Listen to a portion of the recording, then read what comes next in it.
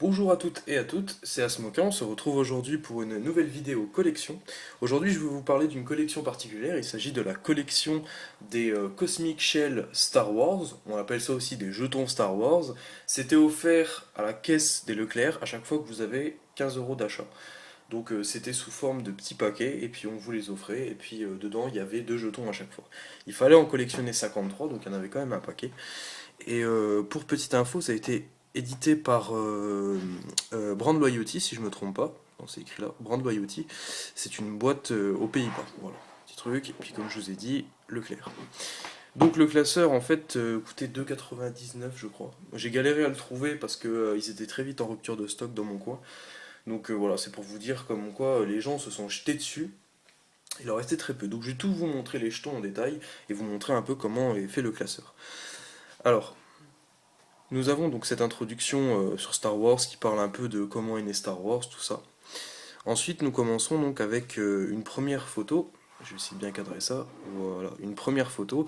Et ici, vous avez une pochette plastique où vous pouvez ranger en fait vos jetons par numéro. Et derrière, il y a des définitions un peu des personnages, leur rôle exact, etc. Donc, on va commencer par euh, Leia Organa. Ensuite, nous avons Han Solo, Chewbacca, Padmé Amidala, R2D2 et C3PO. Je continue avec une autre page, je vais essayer de vous montrer à chaque fois le dessin quand même de la page parce qu'il est quand même beau. Tiens, je vais cadrer comme ça, voilà, parfait. Ensuite, nous avons donc Grand Moff Tarkin, Général Grievous, Boba Fett, les Snowtroopers, Imperial Royal Guard et les Stormtroopers. Donc encore une fois avec leur définition derrière. Nouvelle image avec les Jedi.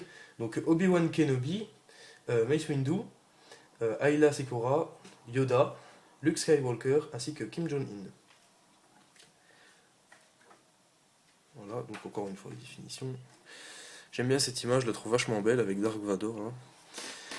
Ensuite, donc en 19, nous avons Dark Vador, ensuite Dark Sidious, Dark Maul, le sénateur Palpatine, le comte Dooku ainsi que Anakin Skywalker.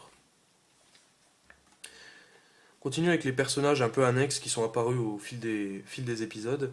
Donc Jar Jar Binks, Sebulba, Jabba le Hutt, Wicket, Wampa et les Jawa. Alors ça j'ai pas compris, par contre je pense que c'était dans un raccord en fait qu'ils ont fait ça dans le classeur, mais il y a une page en plus. Je ne sais pas pourquoi d'ailleurs. Ensuite là nous allons parler des vaisseaux.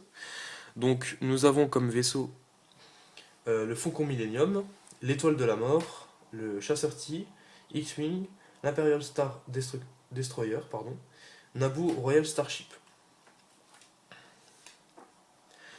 On continue cette fois avec les planètes. Donc il y a quand même pas mal de planètes dans l'univers de Star Wars, hein, ça je pense que tout le monde le sait. Donc il y a Mustafar, Andorre, Naboo, Tatooine, Hoth et Coruscant. Hop, je passe. Nous passons donc à la nouvelle génération Star Wars.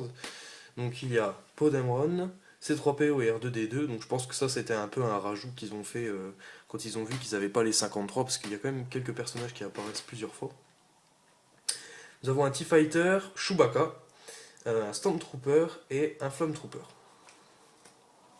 Cette fois il n'y a pas d'explication donc je pense qu'ils ont fait ça un peu à la va-vite. Attendez, je vais essayer quand même de continuer à bien cadrer.